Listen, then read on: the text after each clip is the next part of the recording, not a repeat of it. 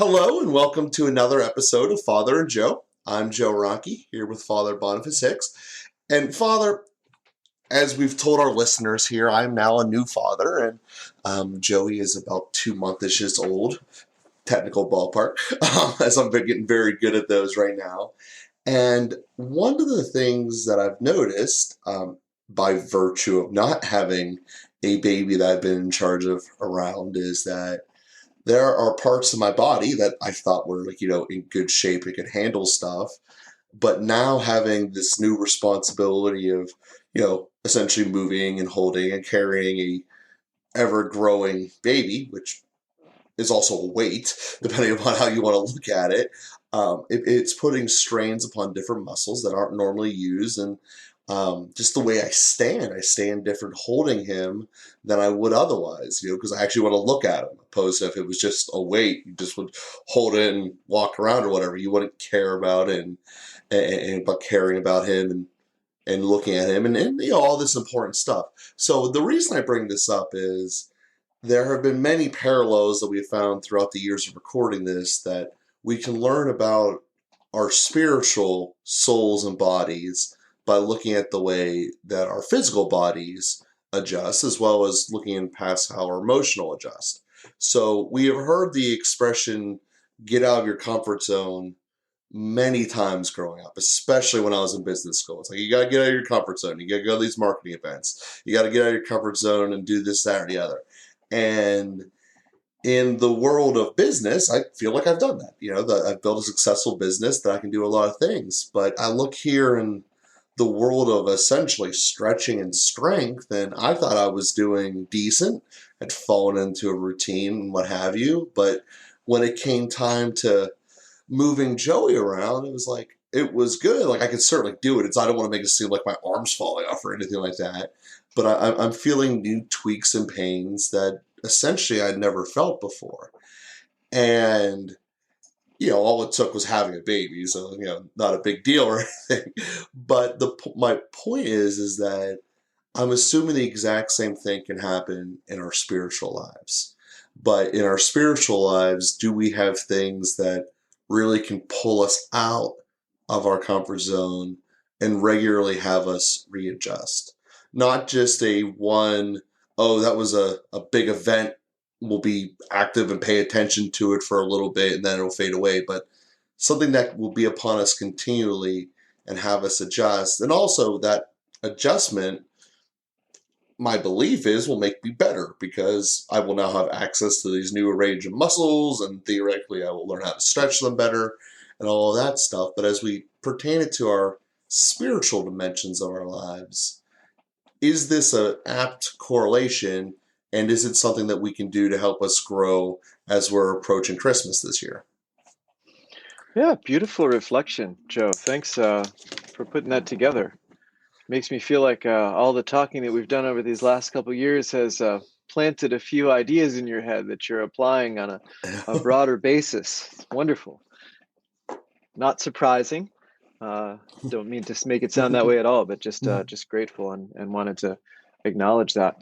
We have pretty much anything you can look at in terms of human relationships, you can find the analogy for the spiritual. And then, as you pointed out, the body is the expression of the soul. And so we can make those correlations between our bodies and our souls. And, sometimes it requires a little bit of reflection or a little bit of nuance to fit the pieces together in the right way. But the first thing that I thought of before you talked about the comfort zone, I'll come back to that in a moment. But the first thing I thought of when you talked about carrying a baby is the analogy is, first of all, we're the baby and God is the one who is really carrying us. And Moses uses that imagery with Israel, that he is even like a mother carrying a child. And he feels that kind of warm tenderness for his people, for Israel.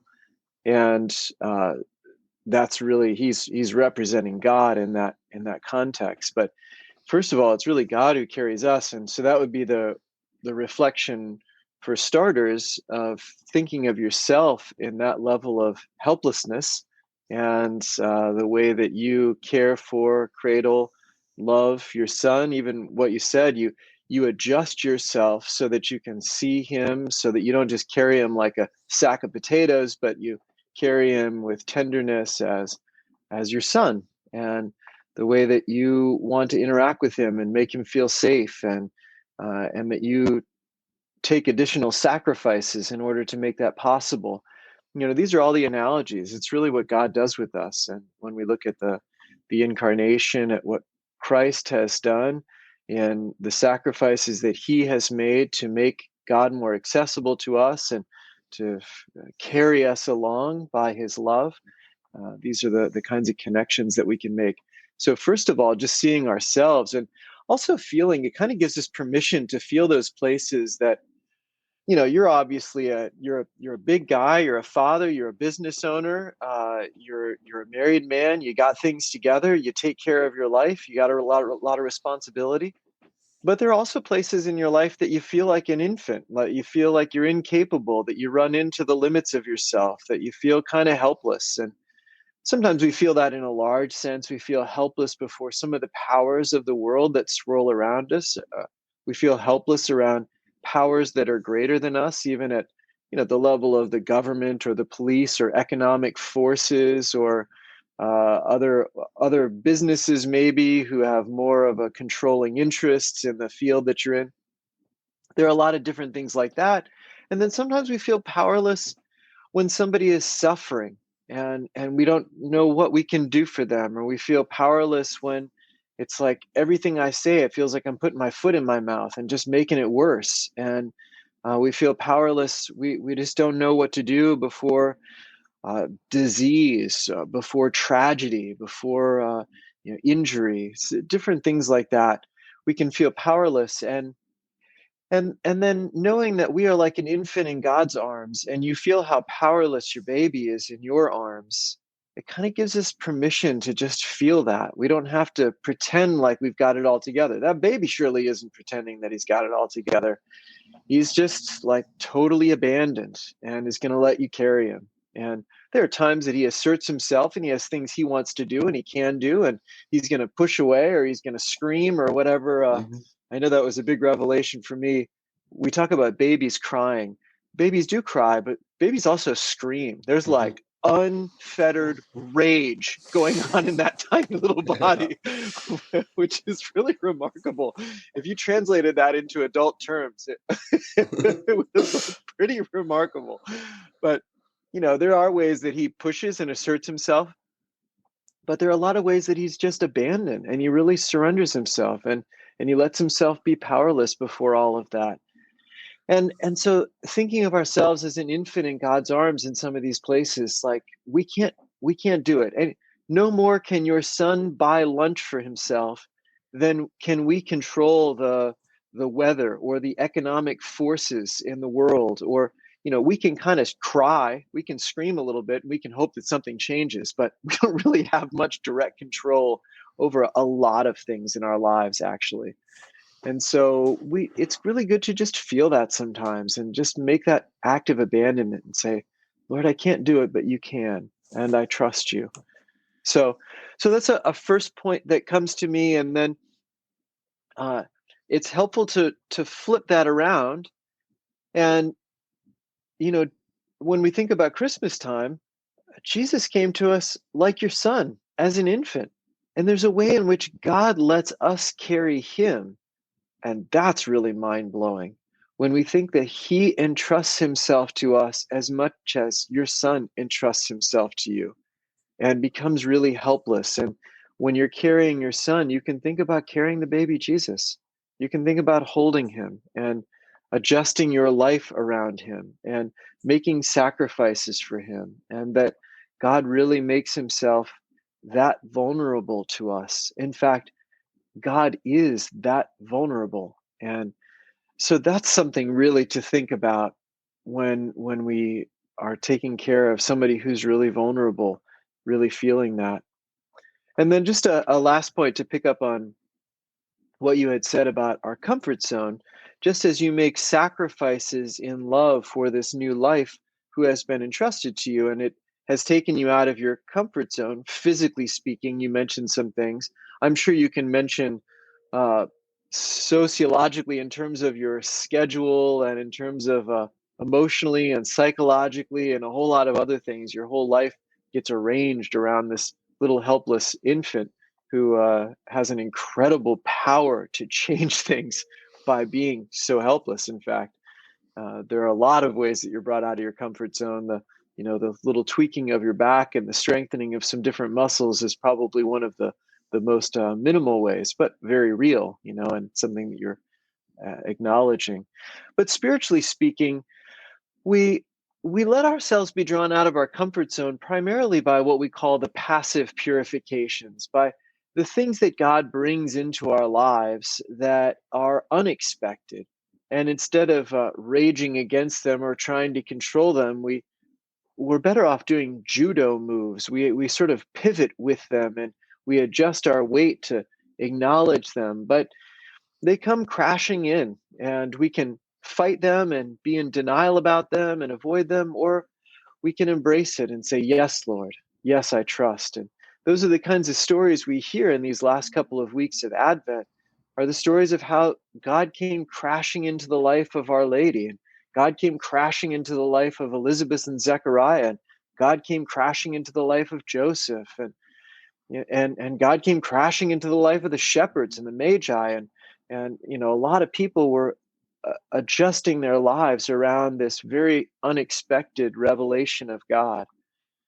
And we have those things in our own lives, and it could be a pandemic, it could be a business failure, it could be a stock market crash, it could be a disease or an illness, or an injury. It could be a person that we fall in love with. It could be a new opportunity that opens up. There are a lot of ways that God disrupts our lives, and the primary thing is being open enough to recognize it when it happens, and then just being able to say yes to it. And if we have things so tightly managed and uh, airtight, suffocating, then we're going to miss the surprises of God. But God, a little like you, will do countless times with your son, whether it's throwing him up in the air and he's just thrilled and terrified at the same time. This is how Mhm. our lives often are. God just sort of throws us up in the air, and we can give into the terror, or we can just sort of let go and say, well, he threw me up. He better catch me. And we can just giggle with delight at that God is doing something totally crazy in our lives. But it's, again, really more a matter of letting it happen, and then just not having such a stranglehold on life that we can experience a little bit of being tossed up in the air by God. Yeah, you just hit on about four of my pre-show notes I wanted to make sure we cover here.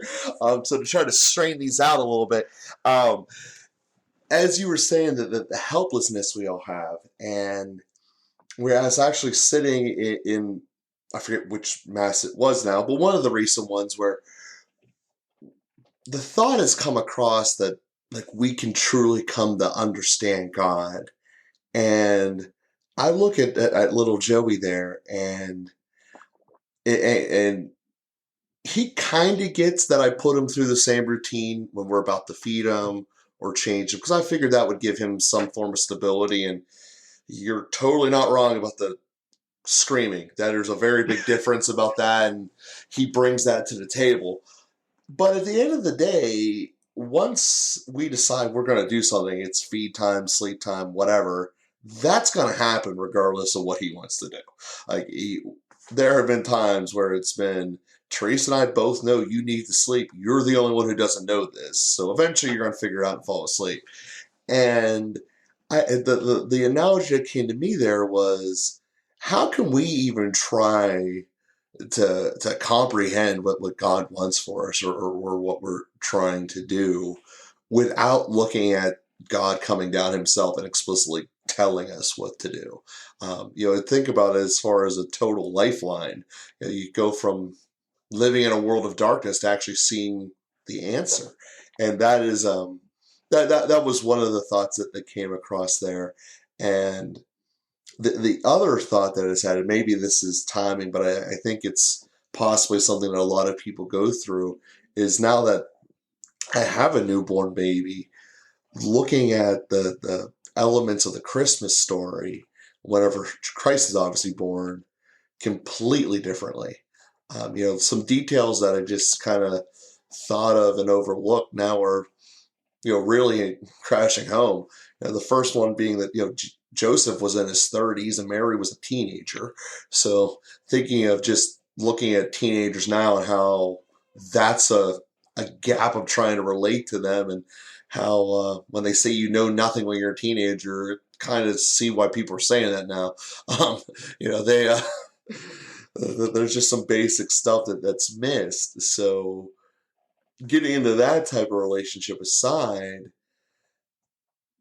the emphasis that I always had growing up about Easter, or Christmas rather, was that this is God coming down to earth. And obviously that's the important part of the story. I'm not trying to diminish that. But we've discussed before that God is both, or Jesus is both God and fully man. And for some reason, I was totally able to figure that part out and relate it to his teachings as an adult. But as an infant, and to have that true helplessness that, he's essentially going to be taken care of by two people that may or not be on the same greatest terms. I mean, 2 weeks ago, he was thinking about divorcing her. So we can't have exactly the greatest process here. We know we just had two visions, which are completely out of the norm of how they were brought up or how they probably thought their lives were going to be. And now they have a baby that they are told is going to be the most important baby in the world, and they probably barely know how to handle themselves. So all of these elements together, and the helplessness, as you described, never really came across to me, because it was always, well, this is God. Well, God will make things work because that's what God does. He can take care of anything. But the fully human element of being a baby that can't control anything, and seeing especially the initial chaos of a birth, now seeing that, can't imagine what that would have been like, essentially in a zoo with no technology whatsoever. I can barely comprehend how our grandparents did this with, 100 years ago technology, let alone zero. So I get that there's a lot of moving parts there I'm trying to articulate, but as far as having Joey and seeing the helplessness and ultimately, therefore, the humility that God chose to do, was something that, like I said, I understood the story, God becoming man, but the nuances of it and the reality of it is completely different this year than any year in the past, because, well, now I have gone through this, and, something that I probably never would have thought of in those lights before, despite the fact that he's not the first baby in my life. Like many of my cousins, my brother has them. I've seen babies before. It's not like it's the first baby I've ever seen or anything like that. I'm a normal guy in that capacity. I just haven't, had one. Yeah, beautiful. Well, I appreciate everything you said, Joe.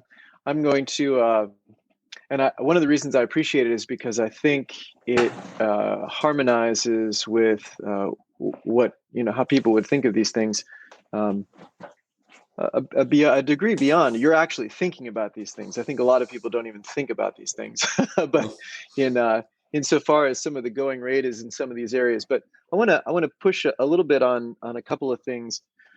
Well, one is, you said, how else would we know what God wants us to do other than that He would come and tell us? And again, a great comment, and it's a really brings out a really useful reflection, because we see through the history of Revelation how God does that. He does that by first making us in His image and likeness. And really, He plants the Ten Commandments in our hearts. He gives us access through natural reason. And to make the analogy, like, how would your son know what to do unless you did it for him or helped him with it? Well, he wouldn't be raging, screaming, and he wouldn't be crying out if he didn't have some sense of what he was supposed to do, like eat and sleep. Now, he doesn't get it all right, but there are things that Yeah. are already in him, And then he needs those things to be sort of shaped and drawn out in certain ways. It's where the word education is from the Latin educere, is to lead out of.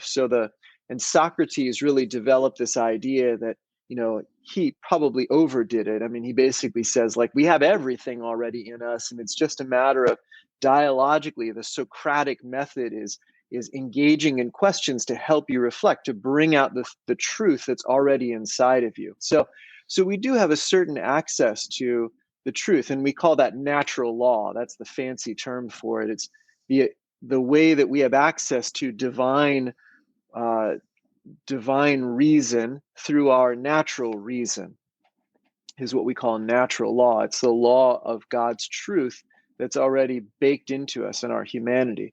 Now, because we are fallen, without sanctifying grace to stabilize us, and due to original sin, even that is darkened. So we don't even live out the Ten Commandments fully. And of course, the world is a mess in lots of ways. But we do have those things in us, at least in fragmentary form, overshadowed a bit by the mess of the world, the spirit of the flesh and the spirit of the world and the spirit of the devil. But and then God took that another level, and so he took Moses out and he began to reveal himself. But really, what he revealed in the law, the Ten Commandments, was already what he had written on our hearts, but had been darkened by sin. So God, but in that case, you're very right. God came down in a certain way. Moses on the mountain experienced God and was able to communicate that to Israel. And then God walked with them and he began to demonstrate his love for them in different ways, but always maintaining his transcendence and his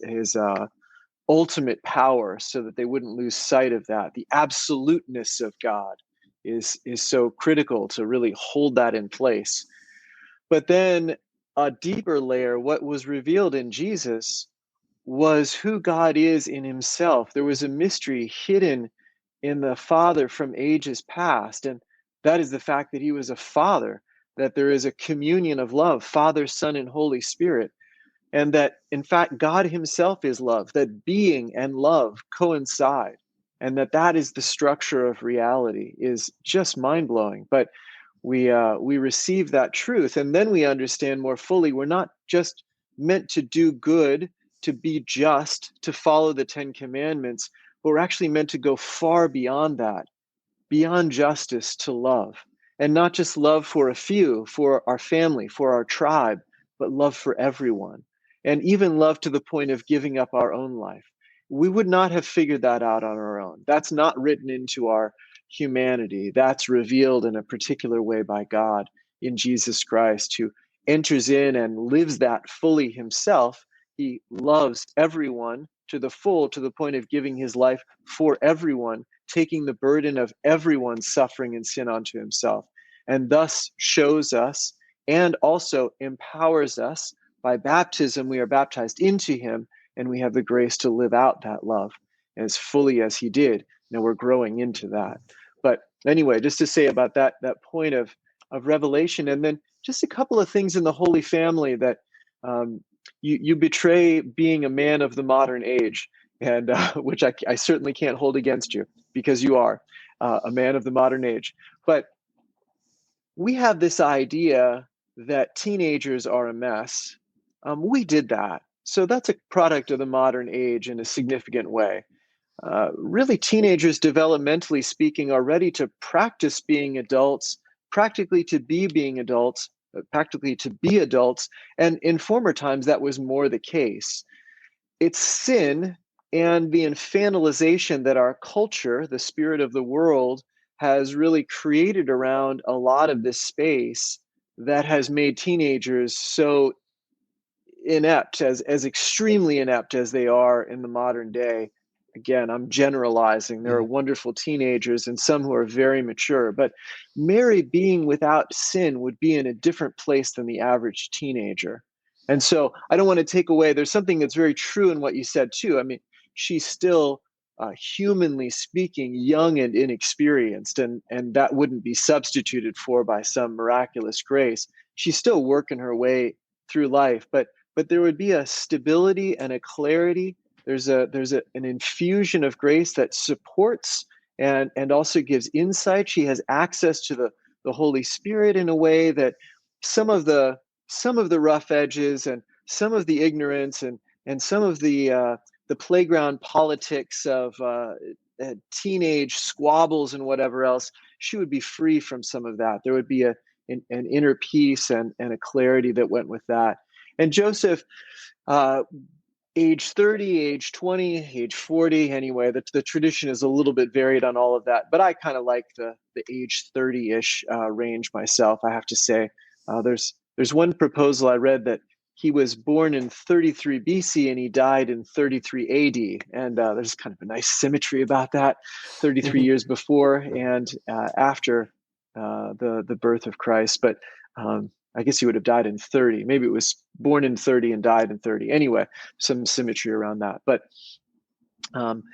Joseph, Joseph was working his way through. But again, there is something that's sustained by grace in all of that, and so they're working some of those things out, and they've got some angelic support and some support of the Holy Spirit. And then about childbirth, really a product of the modern age in that. So it's only in the 20th century that childbirth became a medical emergency. People were giving birth to children for millennia before that, and it was just fine. Now, it wasn't perfect, so we've ratcheted up the amount of technology to move from a small percentage of birth, of death in childbirth and things like that, to a very low percent of death in childbirth. So I'm not doubting the technology at all, but there's a whole movement of midwives and more natural childbirthing techniques, home births and things like that have come back, and in many ways are less violent, both for the woman and for the child. Now, they only work in more, they have to be careful, and so there's always a hospitalized backup system because we want like zero fatality rate in all of that, and so we have a lot of technological and expertise support. But for the most part, like a lot, women are able to give birth to children. So we're made for that. We've become separated from our own past in some ways. That's just one comment. Now the second comment is the tradition is Mary is a virgin. Well, that's dogma, that she was a virgin when she conceived, and it's a tradition. It's a strong doctrine that she was also a virgin in her birth, that it was actually a miraculous birth, that the pangs of birth are a consequence of the fall.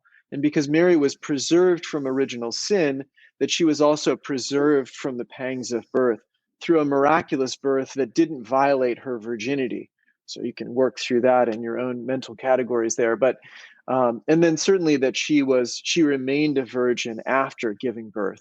That's also dogmatic. But the remaining a virgin miraculously through the birth process. So we're talking about physical virginity through the birth process was a miraculous thing. So even more so, they didn't need all of the technology or the help or the midwife or the experience. Traditionally, you would have had mothers and grandmothers present for mothers who are new mothers giving birth and things like that to support her. And but some of that was a little bit easier, although the manger setting would not have been easy even in that circumstance.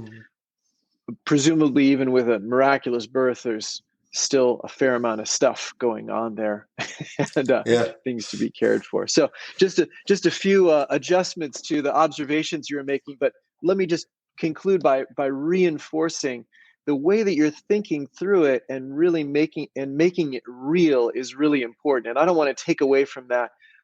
We've often gone the opposite direction of just sort of miracleizing all of these things and then putting it in its own sort of plastic category up on the shelf that has nothing to do with our lives. And I don't want to do that in the least. All the things that you're going through, that your wife had to go through, just a few adjustments around some of the details, but primarily like, how do you raise a baby? And how do you take care of this innocent infant? How do you arrange your life around this? How do you handle anyway? All of that stuff is fully there, and they had to learn that like we learn it. Perfect. And what a beautiful way to conclude this episode. We thank everyone very much for listening, and we'll be with you again next week.